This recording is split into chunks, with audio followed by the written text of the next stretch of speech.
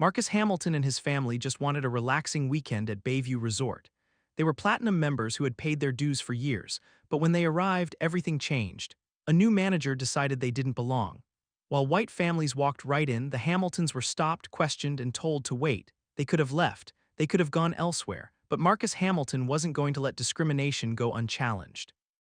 What began as a simple vacation became something much more powerful. Using documentation, witnesses, and strategic thinking, the Hamiltons uncovered a systematic pattern of discrimination that went far beyond one incident. Their stand for justice transformed Bayview Resort, changed state law, and created the Hamilton standard for equity across the industry.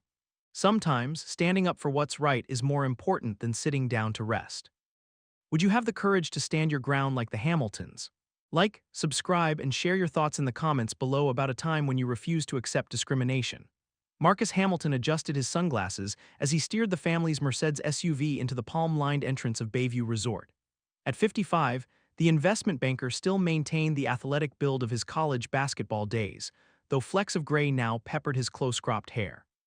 "Finally," said Justine from the passenger seat, setting aside her medical journal.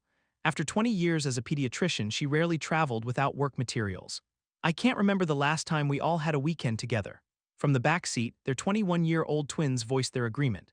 Zoe, home from her junior year at Howard University, was already snapping photos of the resort's pristine grounds for her Instagram. Marcus Jr., or MJ as everyone called him, removed his headphones, revealing the familiar ambient sounds of the legal podcasts he consumed voraciously as a first-year law student. "3 years as members, and we've only been here, twice," Marcus said, pulling up to the valet stand. "Let's make this one count." The valet, a young man with a friendly smile, opened the doors. "Welcome back to Bayview, sir," he said, recognizing Marcus from their previous visits. As the family gathered their designer beach bags and sunscreen, Justine adjusted her flowing sundress. "Remember, dinner reservation at 7 p.m. at the Ocean View restaurant." The Hamiltons made their way to the exclusive members' entrance, a tasteful door of teak and frosted glass that led directly to the private beach area.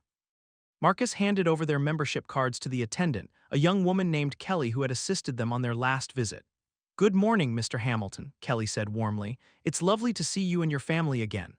Before she could complete the check-in process, a man in his 40s with a tight smile and a navy blazer too formal for the beachside setting stepped forward.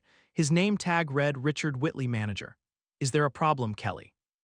Richard asked, his eyes narrowing as he glanced at the Hamilton family. "No problem at all, Mr. Whitley. The Hamiltons are members."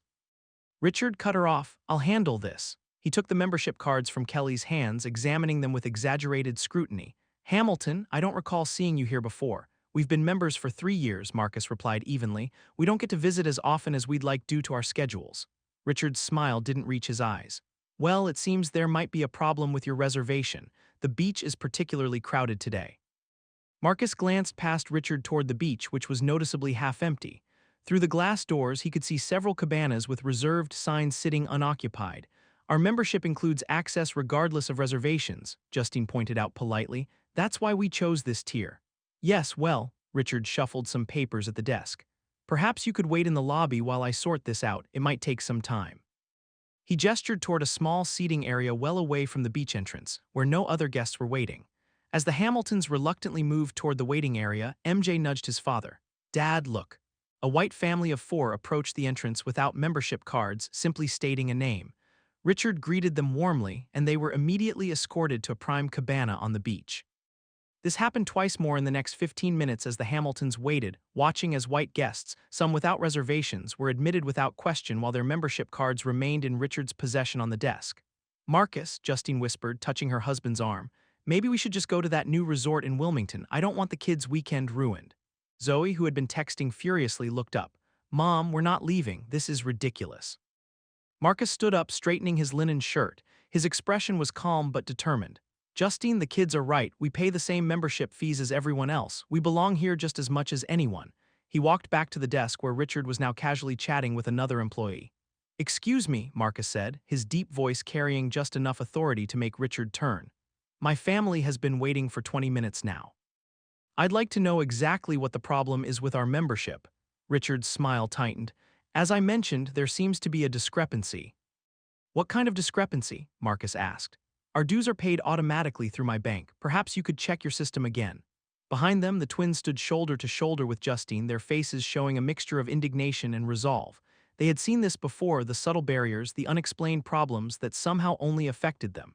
Richard's eyes darted between the Hamiltons and the other guests now starting to notice the conversation. I'm simply following protocol, Mr. Hamilton. I'm sure you understand the importance of proper procedures. Marcus met Richard's gaze steadily. Yes, I do understand procedures, and I also understand when they're being selectively applied. Now, are you going to honor our membership, or do I need to speak with your supervisor? The standoff had begun, and in that moment, Marcus knew their peaceful family weekend was about to become something far more significant. Richard Whitley leaned forward, lowering his voice. Mr. Hamilton, perhaps you and your family would be more comfortable at the public beach about 2 miles down the shore. It's quite nice this time of year. Marcus maintained his composure, though the implication was clear. We chose Bayview specifically for its amenities and privacy. That's why we pay $5,000 in annual membership fees. By now, several guests had paused to observe the interaction. Richard noticed the unwanted attention and attempted to regain control of the situation. Look, I'm simply following protocol for new members. We're not new members, Justine interjected, stepping forward with her phone. I have our digital membership cards and payment receipts for the past 3 years right here. Richard's face tightened. I'm not questioning whether you've paid, it's just that some of our more established members have expressed concerns about maintaining the resort's traditional atmosphere. MJ, with the analytical precision he was developing in law school, spoke up. Traditional atmosphere, could you clarify what you mean by that, sir? The manager shifted uncomfortably. Bayview has a certain clientele who expect a particular environment. And we don't fit that environment, Zoe asked pointedly, her phone now recording the conversation discreetly in her hand. An older white couple nearby exchanged glances. The woman approached, introducing herself as Dr. Patricia Winters.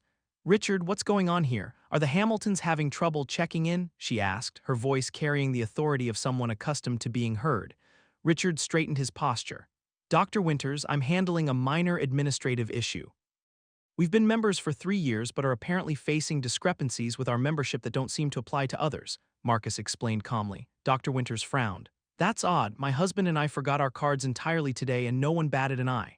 By now, Kelly, the young attendant, appeared increasingly uncomfortable. She glanced at the computer screen visible from her position.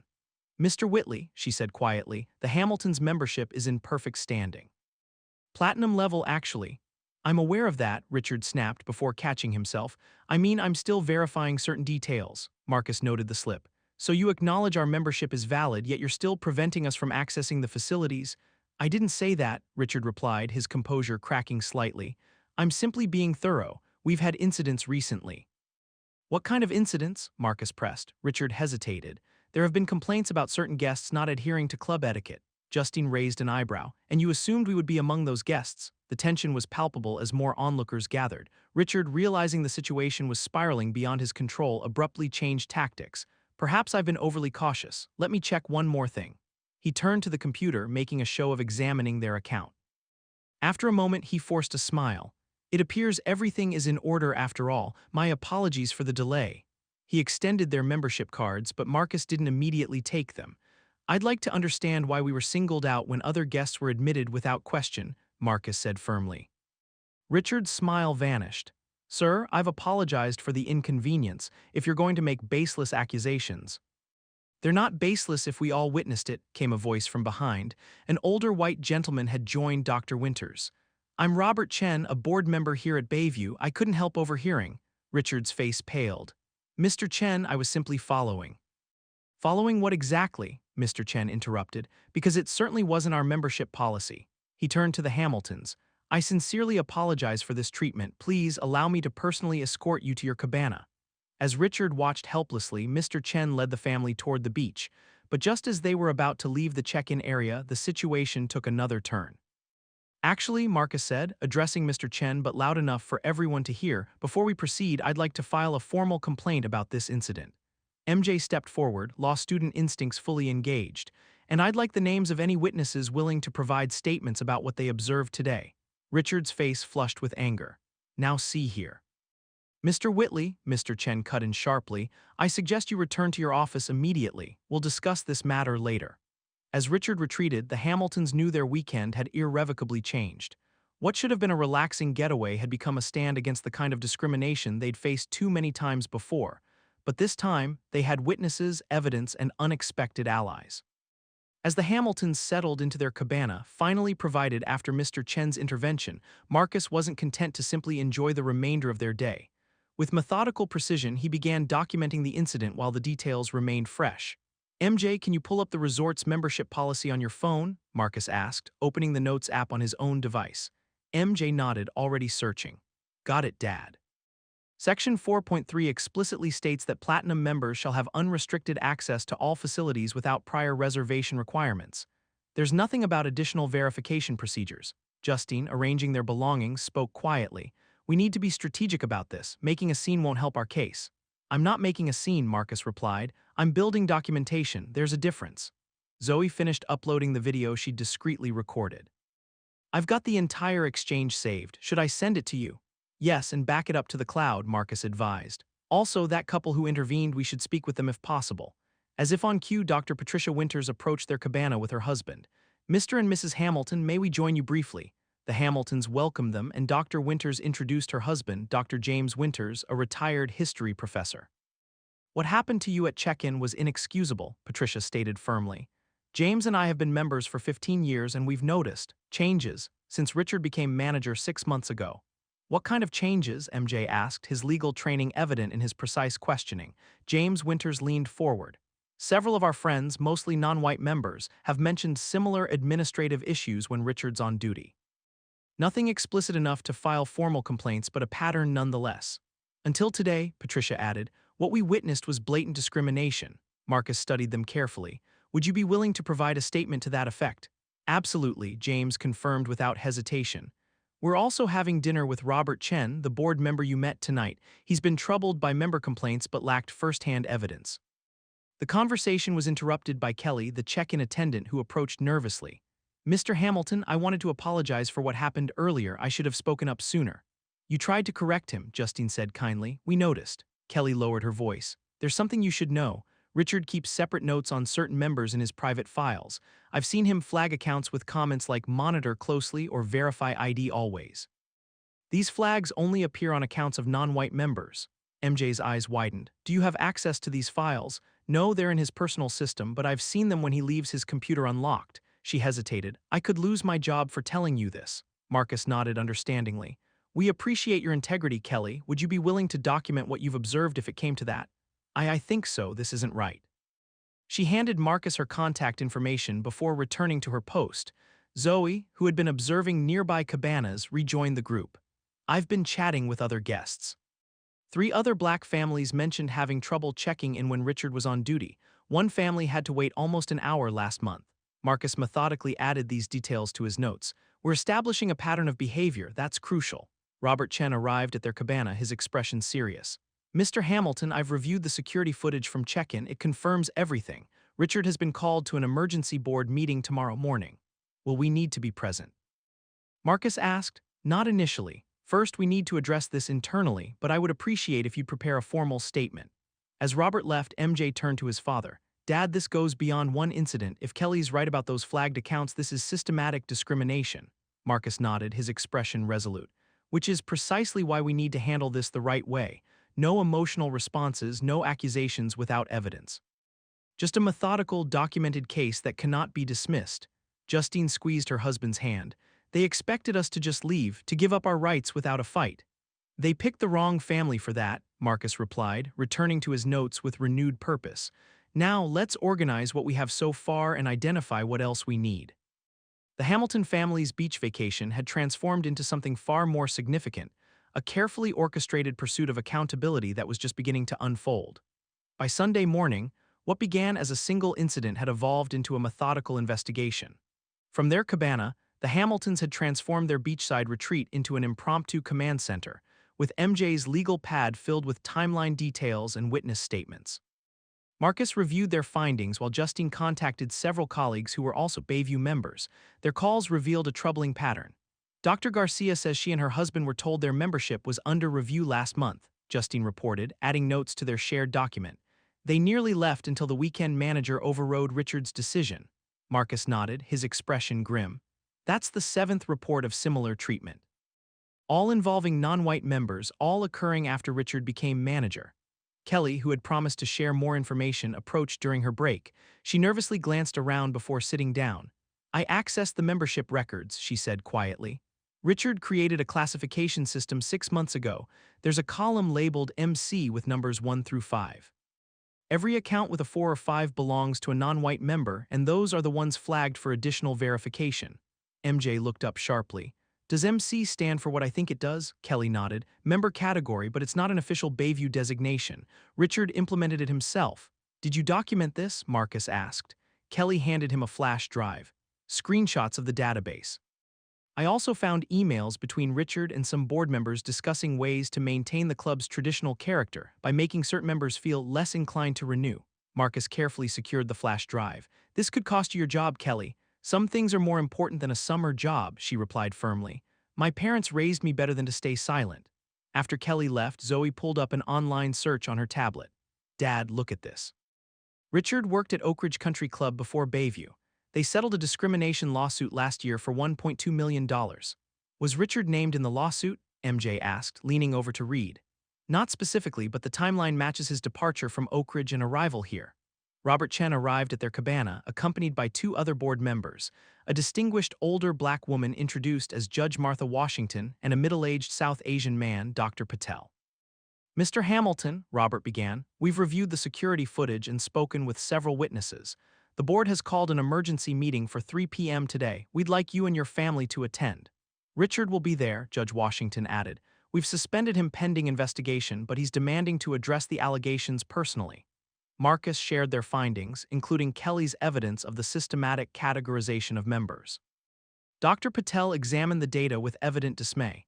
This explains the recent uptick in membership non-renewals. We assumed it was the fee increase.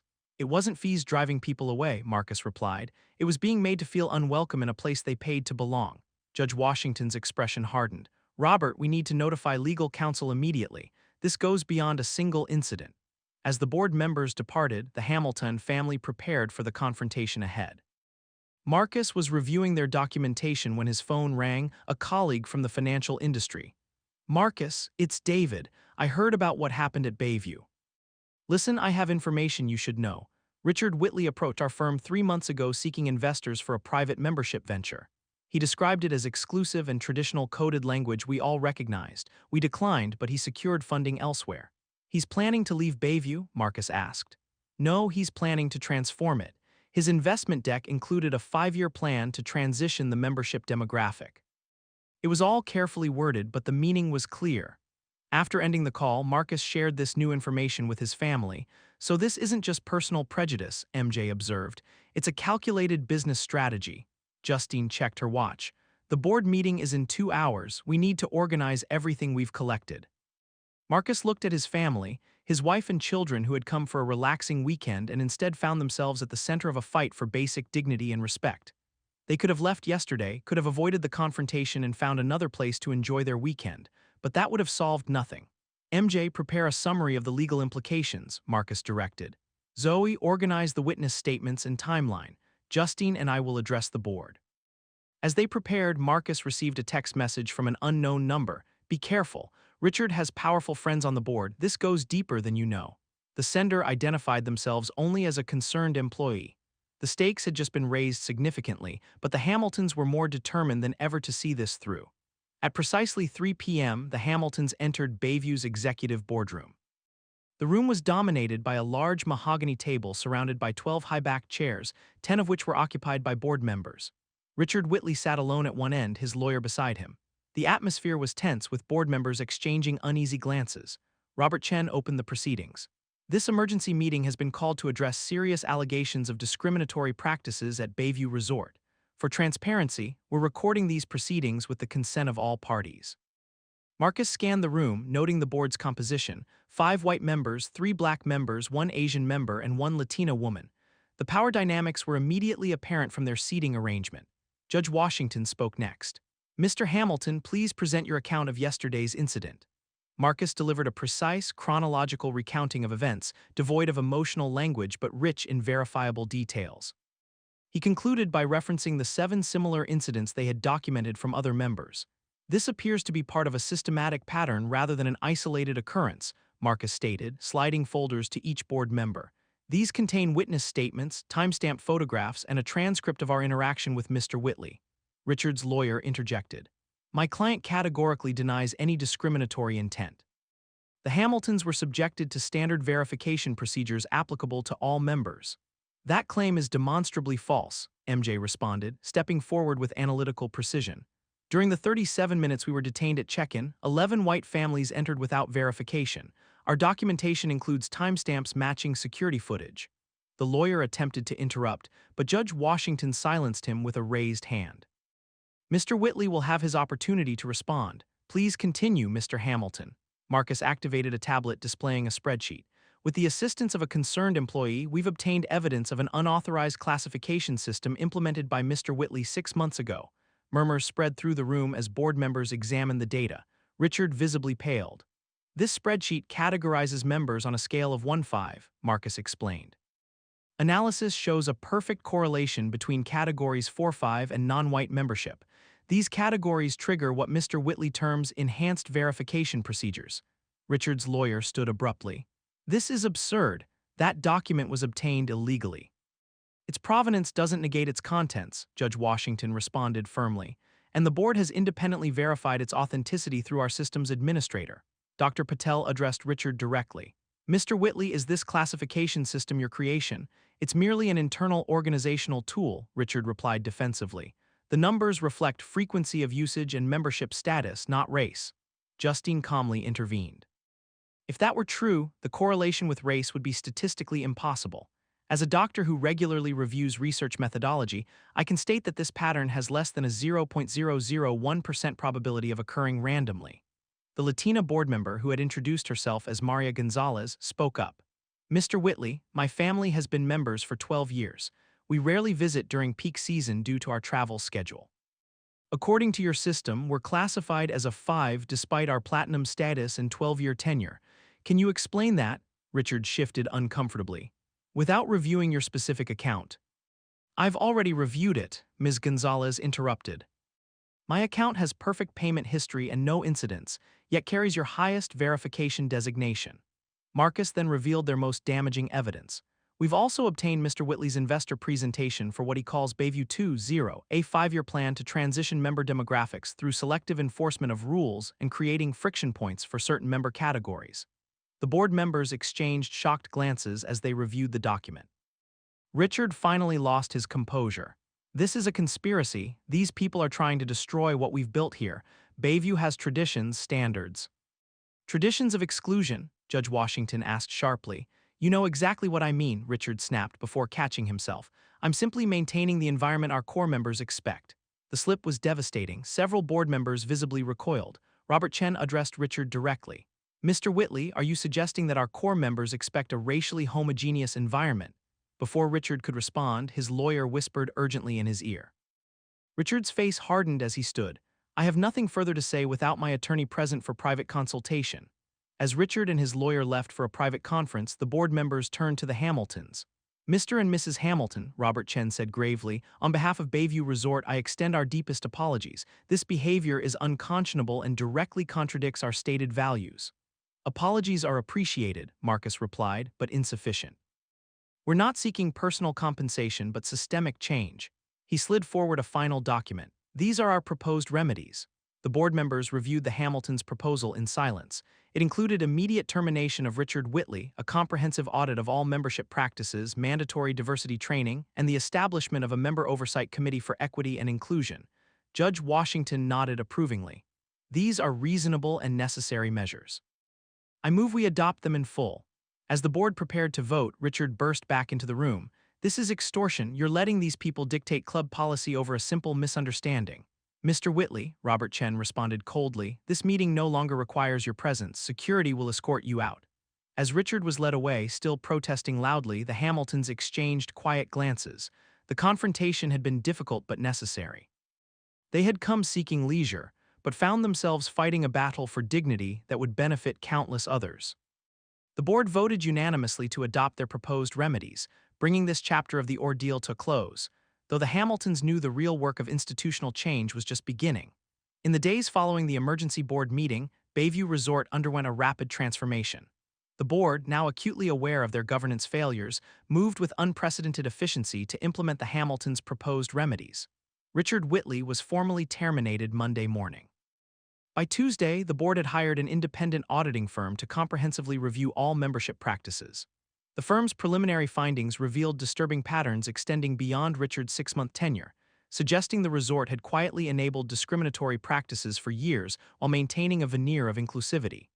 At their hotel suite, Marcus methodically organized documentation of the incident while fielding calls from both members and media outlets. The story had begun circulating through Bayview's membership community, eliciting polarized reactions. The Washington Post called again, Justine said, setting down her phone. They've spoken with 5 other families who experienced similar treatment under Richard's management. Marcus nodded thoughtfully. This was never just about our family, we were simply the ones in a position to document it properly. MJ entered the suite, returning from a meeting with Kelly and several other staff members who had come forward with additional evidence. Dad, the staff collected internal emails dating back 8 months, MJ reported, opening his laptop. Richard was executing a coordinated strategy. Look at this message from December. The email, addressed to 3 board members not present at Sunday's emergency meeting, outlined a plan to gradually adjust the membership composition to align with founding values through selective enforcement of policies and enhanced scrutiny of certain membership categories. Those board members weren't at yesterday's meeting because they resigned this morning, MJ explained. The interim board chair contacted me an hour ago. Zoe, who had been monitoring social media, looked up from her tablet. We're trending locally. Other clubs and resorts in the region are facing questions about their own practices. Marcus considered this information carefully. This is evolving beyond Bayview. We need to be strategic about next steps. Robert Chen arrived at their suite that afternoon, accompanied by Judge Washington and Maria Gonzalez. They brought formal documentation of the board's actions. We've unanimously approved all your proposed remedies, Robert confirmed. Richard has been terminated without severance, and the 3 board members implicated in his emails have resigned. Judge Washington added, the remaining board members have all committed to the proposed diversity training program and establishing the oversight committee. We'd like to offer you a permanent position on that committee, Mr. Hamilton. I appreciate the offer, Marcus replied, but true change requires broader representation beyond our family. Which is why we're establishing a rotating committee of diverse members, Maria explained. Your expertise would be invaluable during the initial implementation. As they discussed the details, Justine received a call from Dr. Patricia Winters. Patricia says several longtime white members are organizing a protest against the new policies, Justine reported after ending the call. They're threatening to cancel their memberships. Let them, Judge Washington responded firmly. Any membership founded on exclusion isn't one we want to retain. Later that evening, the Hamiltons received an unexpected visitor, the resort's founder, 82-year-old James Bayview SR, who had retired from active management 10 years earlier. I built this place in 1980, Mr. Bayview stated, settling into an armchair. Back then, banks wouldn't lend to me because of my plans to create an inclusive resort. I had to mortgage everything I owned. The Hamiltons listened attentively as he continued. My vision was a place where anyone who could afford membership would be welcomed equally. Somewhere along the way, that vision was compromised. He looked directly at Marcus. I want to personally thank you for restoring it. Mr. Bayview then revealed that he had authorized a complete overhaul of the resort's governance structure. Effective immediately, the board will reflect our membership demographics. And I've arranged for every member affected by these discriminatory practices to receive a formal apology and compensation. Before leaving, Mr. Bayview asked a favor. Would your family consider hosting our reopening event next month? I want to send a clear message about Bayview's true values. As the week progressed, the Hamiltons witnessed tangible changes throughout the resort. Staff underwent initial training sessions, new inclusive policies were posted prominently, and the membership database was completely restructured to eliminate any trace of Richard's classification system. On their final day at Bayview, the Hamiltons enjoyed their first truly relaxing hours by the pool. As they prepared to depart, they were met by a group of staff and members who had gathered to express their gratitude. Kelly, who had been promoted to interim membership director, presented them with a commemorative plaque that would be permanently installed in the resort's main hall, in honor of the Hamilton family, whose courage and dignity reminded us that true luxury is found in equality and respect. Marcus accepted it with characteristic humility. This was never about recognition.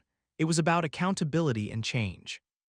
As they drove away from Bayview, the family reflected on how their weekend had transformed from a simple vacation into something far more significant, a stand against injustice that would impact countless families in the future. "Did we actually get any relaxation this weekend?" Zoe asked with a small laugh. "Sometimes," Marcus replied, glancing at his family with pride. "Standing up for what's right is more important than sitting down to rest." 6 months after the Bayview incident, the Hamilton family gathered in their living room to review a thick envelope that had arrived that morning. It contained the final report from the independent auditing firm, along with a comprehensive update on the changes implemented at Bayview Resort. "They've increased minority membership by 32% since May," MJ noted, reviewing the statistics. "The new application process removed all subjective evaluation criteria." Marcus nodded approvingly. "And the Oversight Committee has representatives from every demographic group in the membership base." The changes at Bayview had extended far beyond the resort itself. 3 other exclusive clubs in the region had proactively reformed their membership practices after Bayview's transformation made national headlines. The story had sparked a broader conversation about hidden discrimination in supposedly post-racial spaces. "Look at this," Justine said, showing them an article on her tablet. "The state legislature passed the Equitable Access Act last week. They're citing our case as a catalyst. The new legislation required all private clubs and resorts in the state to maintain transparent membership criteria and undergo regular equity audits." "Not bad for a weekend vacation," Zoe quipped, scrolling through photos from Bayview's reopening celebration, which the family had hosted as promised. That event had marked a turning point. Over 200 members attended, many of whom had never felt fully welcomed before. James Bayview SR had publicly recommitted to his original vision of true inclusivity, and the resort established a scholarship program providing memberships to promising students from underserved communities. Richard Whitley, meanwhile, had not faded quietly away. He had filed a wrongful termination lawsuit, claiming he was being scapegoated for institutionally approved practices. The case backfired spectacularly when his own emails and documentation became public record, revealing the calculated nature of his discrimination. "Did you see this?" MJ handed his father a business magazine. "Richard's trying to launch a new traditional club on the other side of the state, but investors are backing out after learning about his history." The doorbell rang, interrupting their conversation. It was Kelly, now Bayview's permanent membership director, delivering a special invitation. "The board would like your family to be guests of honor at Bayview's anniversary celebration next month," she explained. "They're dedicating the new diversity center in your name." While honored, Marcus hesitated. "We appreciate the gesture, but this was never about recognition for us." "It's not just recognition," Kelly clarified. "Your actions created measurable change. The Hamilton Center will house our new internship program for hospitality management students from historically black colleges." After Kelly departed, the family discussed the invitation. What had begun as a single stand against discrimination had evolved into something with lasting institutional impact. "You know," Justine reflected, "when we decided to stand our ground that day, I never imagined it would lead to all this." Marcus smiled thoughtfully. "That's always how change happens. Someone refuses to accept the unacceptable, then others find the courage to do the same." Later that evening, Marcus received a call from Robert Chen, now Bayview's board chairman. "Marcus, I wanted you to hear this first," Robert said. "3 other resort chains have adopted our equity framework. They're calling it the Hamilton Standard." After ending the call, Marcus joined his family on the patio where they were enjoying the evening breeze. He shared Robert's news, then added a personal reflection. "You know, my father faced situations like Bayview his entire life," Marcus said quietly, "but he never had witnesses willing to speak up or systems ready to hold people accountable." MJ nodded. "And most people still don't. Which is why we can't stop with one victory," Marcus replied. "Real change requires sustained effort." Zoe, who had been unusually quiet, looked up from her laptop. "I've been working on something," she revealed, turning the screen to show a website called Equity Witness. "It's a platform where people can document and report discriminatory experiences at businesses and institutions," she explained. "I've been developing it with my computer science classmates." Her family examined the site with evident pride. The platform included resources for documenting incidents, connections to legal aid, and a system for identifying patterns across locations. "This is exactly what's needed," Justine said, embracing her daughter. "Individual actions matter, but systemic solutions create lasting change." As evening settled around their home, the Hamiltons reflected on their unexpected journey from vacation to activism. What had begun as a simple stand for dignity had catalyzed meaningful reforms across multiple institutions. "So," Marcus asked with a smile, "where should we vacation next year?" "Somewhere relaxing," Justine insisted. "With good documentation systems," MJ added with a laugh. and a clear non-discrimination policy, Zoe concluded. They all knew that wherever they went, they would carry the lessons of Bayview with them, that standing up for justice, even in small moments, could ripple outward in ways no one could predict. Their weekend of confrontation had transformed into a legacy of change, one that would benefit countless families they would never meet. And that, they agreed, was worth far more than any vacation.